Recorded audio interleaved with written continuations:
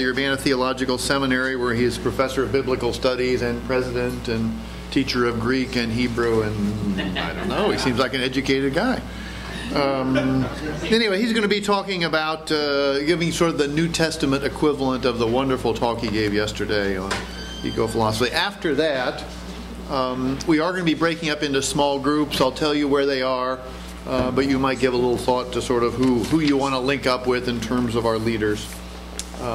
Ken, all yours. Thank you, Eric.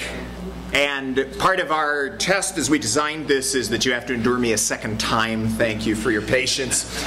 We were trying to figure out how to cover the material, and it seemed that there were two distinct segments, the Old Testament, Hebraic outlook, and the New Testament. So today, the New Testament, which is reflecting the fact that my PhD is in Hebrew Bible, I start with the Old Testament prophets, actually, because they do sound the themes, but the New Testament will pick up in relation to this area. So, where are we? Well, yesterday, of course, in very cursory fashion, we began to select texts from the Old Testament that deal with the nature of our relationship with creation, the environment, broadly speaking.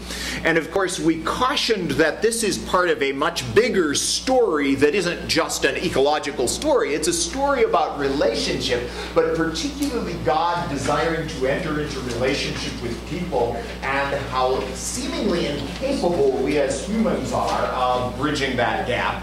So that much of the Bible is devoted to telling the story of how God reaches across the barriers we've created, takes the initiative, and makes it possible for humans by faith to enter into a relationship with Him that is immediate and personal and has the capacity for intimacy with a being who is not like us, our Creator, someone who is of a entirely different order than we are. So God, as we saw yesterday, set everything in motion, and as you move through the story, He's created a perfect world which we wreck by our rebellion and fracturing relationships, and on our own keep spiraling into destructive behavior that cuts us off from God Himself and from each other, and as we saw in the curse in Genesis 3, that cuts us off from the natural environment in which we live. God intervenes. By Genesis chapter 12, God spoke to Abraham and gave him this elaborate and seemingly radical and impossible promise that He would give him descendants, He'd give him a land, and He would give him blessing, or this closeness of relationship with Him, which in the final line of that promise is a blessing that is going to extend to all the families of the earth. So that even way back in the very heart of the Old Testament story, as God focuses in on Abraham and his descendants, He is looking beyond to all the nations of the world. And the whole Old Testament vision for what God is doing is global. And it's going to encompass people who respond to God from everywhere. Well, by the end of the book of Exodus, we of course have this great nation of descendants promised to Abraham. They're camped around Mount Sinai. God has come through on one part of His promise to Abraham. By the end of Joshua, the people have taken the land, and part 2 has been fulfilled. God has delivered on giving them a specific strategic place in the ancient Near East for them to mediate the knowledge of God to the peoples around. And by the books of Samuel and Kings, we wonder with David and Solomon if we're being blessed and we're going to fulfill the promise.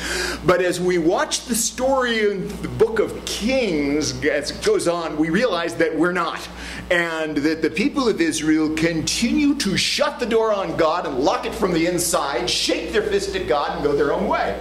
Until finally they are taken into exile, they lose the land, the nation seems to have been called off, and everything suspended. So the story of divine sovereignty and human failure goes on. We come then to the prophets, who through this period of the decline of the monarchy, of the kingdoms of Israel and Judah, give a particular message that has to do with our relationship with the environment, that is a lead-in to the New Testament, or sets the stage. There are 2 big ideas that I want to feature from the prophets The Hebrew prophets first talk extensively about something that is God's prerogative, His alone, that He links our response to Him and our response to each other with the impact it has on nature. That nature both suffers as we sin, and God can use the impacts in nature to get our attention. Because all of a sudden, food isn't as readily available, and He says, "You forgot me. Come back. Pay attention again."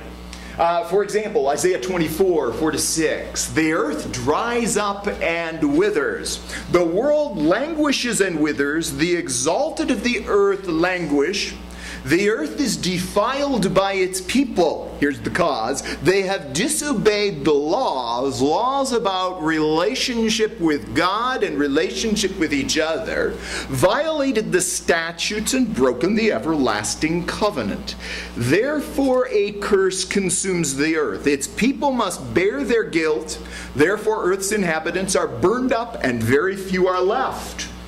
Or in Isaiah 34, I'm drawing specially from Isaiah for these prophetic texts, the description of Edom. Edom, a culture that had set itself off against God and His working and His people in Judah and Israel, is described in terms of its streams turned into pitch, its dust into burning sulfur, her land becomes blazing pitch. It won't be quenched night and day. Its smoke will rise forever. From generation to generation it will lie desolate. No one will ever pass through it again. Sin and the consequences in the environment. But it's not altogether bad for the environment. The desert owl and the screech owl will possess it. The great owl and the raven will nest there. Even as God brings chaos and desolation, thorns, nettles, and brambles are flourishing. She becomes a haunt for jackals and a home for owls. Desert creatures will meet with hyenas, and wild goats will bleat to each other. There the night creatures will also repose. The owl nests there and lays eggs, catches them, and cares for her young. It's great if you are a screech owl and a raven. The brambles have a new habitat in the now destroyed city, with no people to weed them out. The wild goats bleating and the hyenas lurking in the ruins, the owls raising their chicks and the falcon nesting. What's happened? Nature took over. In the wake of human rebellion and stubbornness and selfishness, punishment comes, and all of a sudden, nature's in control. So it's a fascinating turning on its head of what you might have thought civilization was moving towards. Nature, in addition, Isaiah 35, the next chapter, turns around and looks at the salvation that God is bringing. In a typical prophetic move, Isaiah moves from confrontation of sin and consequences to look beyond devastation and say that God is not done. All the prophets have this, all through this hope beyond destruction, hope beyond our self-inflicted disasters. And it depicts the salvation and the restoration, God putting things back together, and listen to the way nature joins in. The desert and the parched land will be glad. The wilderness will rejoice and blossom like the crocus. It will burst into bloom. It will rejoice greatly and shout for joy. The water sources coming in the desert, 5, 6, and 7, the restoration of wholeness to people, along with the burning sand becoming a pool, the thirsty ground, bubbling springs. So that there is a linkage here, again, that nature is celebrating the restoration of human wholeness as the direct impact of God's working once again. So nature celebrates along with us. Well, there's more. If we've got God's prerogative, the other thing to note from the prophets that's extremely important coming into the New Testament is God's plan for restoration and renewal of our relationships and our habitat.